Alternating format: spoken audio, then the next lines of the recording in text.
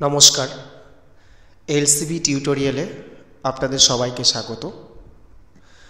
আজকে আমি আপনাদের শেখাবো আপনার নিজের আধার কার্ড এবং আপনার পরিবারের সবার আধার কার্ড আপনি নিজের বাড়িতে বসেই আপনার নিজের কম্পিউটারে অথবা নিজের মোবাইল দিয়ে কি করে আপনার বায়োমেট্রিক আপডেট অথবা আপনার পরিবারের যে কোনো সদস্যের বায়োমেট্রিক আপডেট করবেন, অ্যাপয়েন্টমেন্ট কী করে করবেন এবং সেই অ্যাপয়েন্টমেন্ট সহ আপনি অফিসে গিয়ে কী করে আধার কার্ডটাকে আপডেট করবেন তার সম্বন্ধে আপনাদের বিবরণ দিয়ে জানাবো এবং সম্পূর্ণ পুঙ্খানুপুঙ্খভাবে আপনাদের বুঝিয়ে দেব যে কোথাও কোনো ক্যাফেতে না গিয়ে বা কোনো অনলাইন পরিষেবার কাছে গিয়ে না গিয়ে শুধুমাত্র বাড়িতে বসে অ্যাপয়েন্টমেন্ট নিয়ে এবং সেটা প্রিন্ট আউট করেই আপনি অফিসে গিয়ে সেটা আপডেট করতে পারেন। তবে এ ব্যাপারে একটা কথা বলি, সব কিছু ধ্যানপূর্বক দেখবেন, বুঝবেন এবং তারপরে করবেন। আর আজকে যখন ভিডিওটা করছি আমি অনেক কিছু আমাকে ব্লার করে রাখতে হবে। কোনো কাস্টমার এর ডিটেলস আমি এখানে ইনপুট করব আজকে, অবশ্যই তার ডিটেলস আমি সুরক্ষিত রাখবো এবং ব্লার করে রাখবো। শুধু আপনারা আমি ডিটেলসে বলে দেবো কিভাবে কি করবেন, আপনারা জাস্ট বুঝে নেবেন।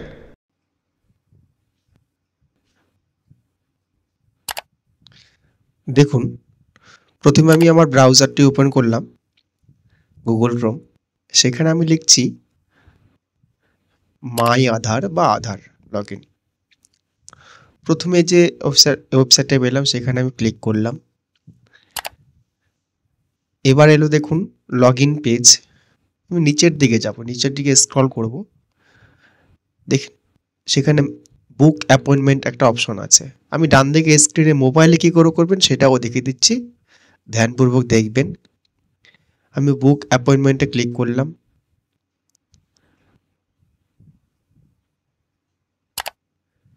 তারপর আসবে কোথায় আপনি করবেন। মালদা হলে আমি মালদার থেকে বলছি, যেহেতু মালদা থেকে করছি, মালদা সিলেক্ট করলাম। মালদা সিলেক্ট করে এবার আসবে আপডেট পেজটা, লগ ইন পেজ যেটাকে বলে। এখানে আপনার মোবাইল নাম্বারটা আপনি দেবেন ধ্যানপূর্বক এবং নিচে ক্যাপচাটা দেখে দেখে ফিল আপ করবেন এবং পরে জেনারেট ওটিপিতে ক্লিক করবেন। আমি যখন মোবাইল নাম্বারটা দিচ্ছি দেখুন ব্লার করে দিয়েছি কাস্টমারের ডকুমেন্টের সুরক্ষার জন্য। ক্যাপচাটা দিই।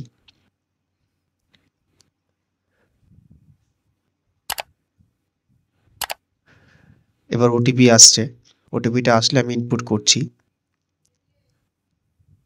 আমি বারবার বলছি যে ডিটেলসগুলো আপনি ইনপুট করবেন অবশ্যই অত্যন্ত ধ্যানপূর্বকভাবে করবেন, যেন কোথাও ভুল না হয়। কারণ যে ভুলটা আপনি এখানে করবেন আধার সেবা কেন্দ্রে গিয়ে দেখবেন সেই ভুলটার জন্য আপনাকে রিটার্ন আসতে হচ্ছে। অতএব যা করবেন একটু চিন্তা ভাবনা করে করবেন। এমন কিছু করবেন না যে আপনার ডেটা কিছু এক আছে, আপনি ইনপুট করলেন আরেকটা, তাহলে কিন্তু ওখান থেকে ফেরত আসতে হবে আপনাকে। এটা সাধারণত মোবাইল নাম্বার যাদের লিঙ্ক আছে তাদের ক্ষেত্রেই এই বায়োমেট্রিক আপডেটটা হবে। কারণ হচ্ছে যাদের মোবাইল নাম্বার লিঙ্ক নেই তাদের ক্ষেত্রে কিন্তু বাবার নামটা উড়ে যাওয়ার একটা সম্ভাবনা থাকে এবং হয়ও তাই। কিন্তু আমি যার করছি সেটার মোবাইল নাম্বার লিঙ্ক আছে এবং বাবার নাম উল্লেখ আছে। আমি এখান থেকে এবার বাকি প্রসেসটা করছি। দেখুন ওটিপি সাবমিট করার পরে লগ ইন হচ্ছে।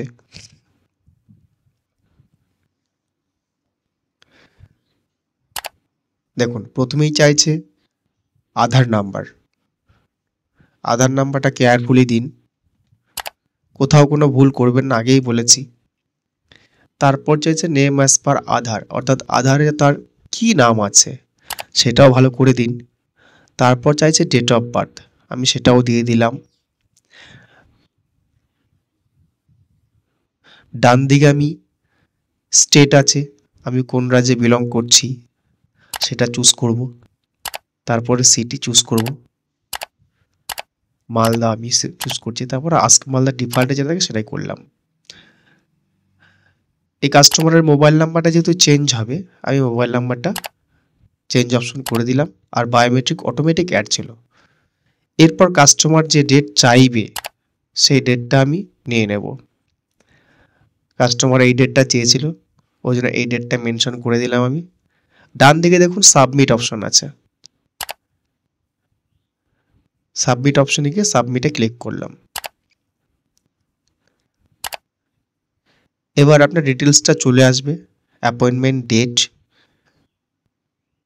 আপনি আবার ভেরিফাই করে নিন, তারপর সাবমিট করে দিন, কনফার্ম করে দিন। এবার আসবেন পেমেন্টে। আপনি পেমেন্ট ডেবিট কার্ড, ইউপিআই সব দিয়ে করে নিতে পারেন। আমি ইউপিআই চুজ করলাম, আমার কাছে স্ক্যান অ্যান্ড বেসড পছন্দ হলো, আপনারা অন্য কিছু চুজ করতে পারেন। আমি স্ক্যান বেসড করলাম, জেনারেট কিউআরে ক্লিক করলাম, আমি আমার ফোনপে দিয়ে ক্লিক করে সেটা পেমেন্টটা করে দিলাম।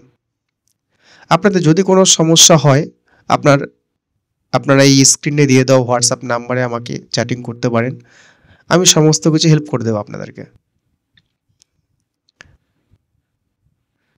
পেমেন্টটা না হওয়া কমপ্লিট না হওয়া অবধি অপেক্ষা করবেন, রিফ্রেশ করবেন না।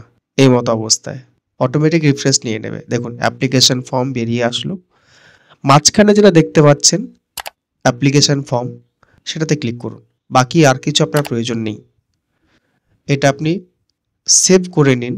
আমার যেহেতু প্রিন্টার সিলেক্ট করা আছে ওই জন্য প্রিন্টারের নামটা শো করছে। আপনার প্রিন্টারের ড্রপ ডাউনে যাবেন, সেখানে সেভ অ্যাজ পিডিএফ আসবে, সেটা আপনারা করে নিতে পারেন। মোবাইলের ক্ষেত্রেও তাই, ডেস্কটপের ক্ষেত্রেও তাই। এই হচ্ছে প্রসেস। যদি কোনো কাস্টমারের বা আপনাদের পরিবারের কোনো সদস্যের মনে হয় বা রেশন দোকান থেকে বলছে যে রেশন আধার কার্ড আপডেট করুন, নাহলে রেশন পাবেন না, এই সমস্ত ক্ষেত্রে এই জিনিসগুলো করতে পারেন আপনারা। যে এগুলো সাধারণত বাচ্চাদের ক্ষেত্রে হয়, আর বেশিরভাগ বাচ্চারাই ফেস করে এগুলো জিনিস, ওদের বায়োমেট্রিক আপডেটটা বেশি হয়। নমস্কার, আজকে এই অবধি, এরপরে অন্য কোনো ভিডিওতে দেখা হবে। ভিডিওটি যদি আপনাদের কাজে লেগে থাকে অবশ্যই চ্যানেলটি সাবস্ক্রাইব করবেন এবং ফেসবুক পেজটি ফলো করে রাখবেন।